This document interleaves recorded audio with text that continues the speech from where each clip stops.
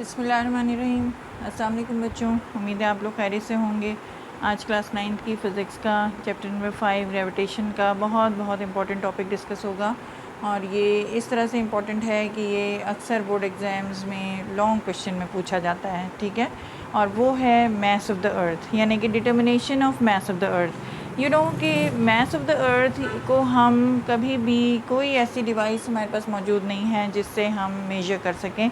देखें, किसी भी बॉडी का हमने अगर मास लेना है तो हमें कोई ना कोई फ़िज़िकल बैलेंस चाहिए होता है। फ़िज़िकल बैलेंस हम कैसे मेजर करते हैं किसी भी बॉडी का वेट या मास? हम कोई फ़िज़िकल बैलेंस लेते हैं, तराजू वगैरह, ठीक है, तो उससे हम मेजर कर लेते हैं। लेकिन you know earth is so massive body, इतनी ह्यूज है, तो इसको हम किसी फ़िज़िकल बैलेंस में रख ही नहीं सकते। तो there must be some theoretical way, कोई ऐसा तरीका होगा जिससे हम इसको कैलकुलेट कर सकें। तो इसी चीज़ को हम यहाँ पे कैलकुलेट करेंगे और ये सारी डेरिवेशन आपके सामने लिखी हुई है बोर्ड में। You can write it as it is. इसको ज़रा समझ लें पहले कि आपने लिखना कैसे है। स्टेप्स इस तरह से हैं कि सबसे पहले डायग्राम बनाएंगे, ये डायग्राम सामने है, और फिर आपने कॉन्टेक्स्ट लिखना है। डायग्राम देखिए, some mass of body of mass m is placed on the surface of the earth, ठीक है, ये अर्थ बनाई हुई है।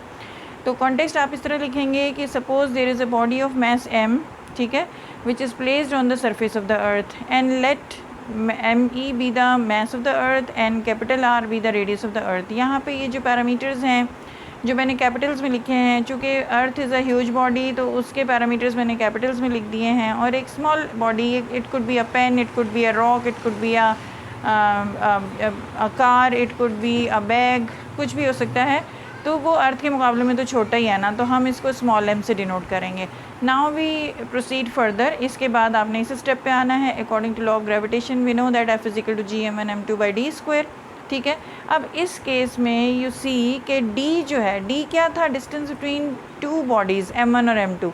तो distance between the two bodies is ये r radius of the earth, and this distance, ये जो बॉडी का डिस्टेंस है from the surface of the earth. You know radius of the earth is so large, ठीक है।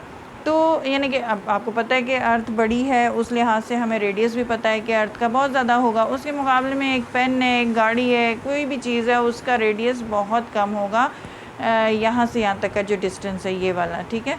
तो इस distance को हम नेगलेक्ट करते हैं in comparison to the radius of the earth, और हम यहाँ पे d जो है, distance between the centres of the two bodies को हम रेडियस ऑफ द अर्थ के बराबर ही ले लेते हैं, ठीक है। दूसरी चीज़ आ गई कि अगर एक बॉडी m1 है तो हम उसको सपोज़ m1 को m ले लेते हैं। Here m1 is equal to m and m2 जो है इस एक्सप्रेशन में is equal to mass of the earth, क्योंकि दो बॉडीज़ यहाँ पे ये वाली बॉडी है और दूसरी अर्थ है। तो m1 को हमने m ले लिया और m2 को हमने me ले लिया, ठीक है, मास ऑफ द अर्थ। तो ये expression will be modified to F is equal to G small m mass of the earth divided by r²। d की जगह पर r हो गया, ये d is equal to r मैंने लिख दिया, ठीक है। But you know this force F, ये जो दोनों के दरमियान में जो ये force of attraction from Newton's law of gravitation हमने अभी लिखा, यही force of gravitation due to the earth is actually responsible for making the weight of the body. यही फोर्स है ना ग्रेविटेशन फोर्स अर्थ का, जो इस बॉडी को अपनी तरफ खींच रहा है। इसका मतलब अब जो अपनी तरफ खींच रहा है ये फोर्स ऑफ ग्रेविटेशन, वही उसका वेट बना रहा है। ये मैंने लिखा है यहाँ पे कि but this force F is the same gravitation force which constitutes the weight of the body of this mass m, ठीक है। तो फिर यहाँ पर उस बॉडी ऑफ मास m का जो वेट होगा वो वेट कितने के बराबर हो जाएगा? mg के बराबर। और ये वही फोर्स है जिस फोर्स से अर्थ उसे अपनी तरफ खींच रही है। देखिए ना, एक ये जो फोर्स है, इससे ये बॉडी भी अर्थ को अपनी तरफ खींच रही है और अर्थ भी इस बॉडी को अपनी तरफ खींच रहा है। दोनों यही सेम फोर्स लगा रहे हैं। तो जो फोर्स अर्थ लगा रही है m को खींचने के लिए, इस स्मॉल m को अपनी तरफ खींचने के लिए, वो उसका वेट है। तो ये वेट को हम कैसे लिखते हैं? हमें अपने पिछले चैप्टर्स से पता है कि W is equal to mg होता है, ठीक है, and weight is a force, ये वही फोर्स है F इज़ इक्वल टू। तो अब इन दो को अगर हम देखें, ये force weight is equal to mg कैसे आया? You know F is equal to ma होता है, लेकिन आप ग्रेविटेशन फोर्स ऑफ अर्थ में हैं तो वो a जो है दैट बिकेम ग्रेविटेशनल एक्सेलरेशन, तो ये mg हो गया, ठीक है ना, ये पहले पढ़ा है हमने। तो अब इन दो एक्सप्रेशन को हम कंपेयर करेंगे, इसलिए कि इसमें भी f है और ये f, ये दोनों एक ही हैं, तो इनका राइट हैंड साइड्स को हम इक्वेट कर देंगे तो it would become G me is equal to mg, ठीक है। इसमें ये दोनों के सिंगल ये स्मॉल एम्स जो हैं वो कैंसिल आउट हो जाएंगे। We will be left with G me/r² is equal to g। ये एक एक्सप्रेशन बहुत इंपॉर्टेंट है जो आगे की वीडियो में आपको काम आएगा और यानी कि सरफेस ऑफ द अर्थ पे एक्सेलरेशन ड्यू टू ग्रेविटी की वैल्यू जो हमारे पास 10 आई हुई है, हमें पता है कि इट इज़ 10 मीटर पर सेकेंड स्क्वायर। अगर आप यहाँ पे वैल्यूज़ ये सारी कांस्टेंट्स हैं सब्स्टिट्यूट करेंगे तो आपको मिल सकता है, ठीक है। बहरहाल अभी हमने इसको नहीं डिस्कस करना। Our sole purpose here right now is to measure the mass of the earth, to calculate the mass of the earth. तो मास ऑफ द अर्थ को यानी कि एम ई को एक तरफ रखेंगे, बाकी क्वांटिटीज़ को दूसरी तरफ ले जाएँ। तो ये बन गया जी आर, क्रॉस मल्टीप्लाई होगा G R square over capital G. ये सारी कॉन्स्टेंट्स हैं, इनको वैल्यू लगाइए। जी की वैल्यू 10 है। Radius of the earth has been calculated ages away, ages before, you know, बहुत एंशियंट टाइम से हमें radius of the earth calculate हुआ है, वो हमें मालूम है। It is 6.4 into 10⁻⁶ whole square हो गया फार्मूले में, और डिवाइडेड बाई कैपिटल जी की वैल्यू आ रही है 6.67 इंटू 10⁻⁻11। इन सब को आप कैलकुलेटर में रख के चेक करेंगे, कैलकुलेट करेंगे तो यू विल फाइंड कि एम ई की वैल्यू क्या आ गई है 6 इंटू 10⁻24 kg।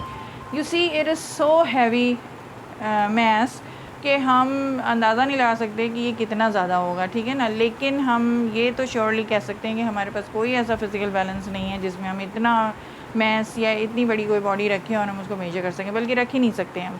तो this is the theoretical way of measuring the mass of the अर्थ। ये बहुत इंपॉर्टेंट डेरिवेशन है। इसका सवाल जो लॉन्ग क्वेश्चन बोर्ड में आ सकता है वो it could be derive an expression, this expression, derive an expression for the mass of the earth, या determine the mass of the earth theoretically. कोई भी सवाल किसी भी तरह से आ सकता है।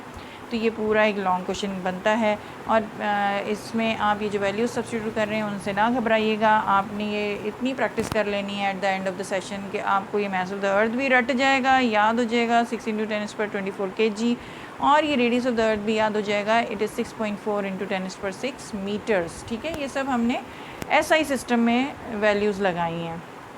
उम्मीद है समझ आ गई होगी। इस वीडियो में यहीं तक। अगली वीडियो में और इम्पॉर्टेंट टॉपिक्स डिस्कस करेंगे। फ़िज़िक्स पेज चैनल को याद रखें, सब्सक्राइब करें, लाइक करें, शेयर करें और इससे मैक्सिमम फ़ायदा उठाएं। तब तक के लिए इजाज़त दें। अल्लाह हाफ़िज़, अपना ख्याल रखिएगा।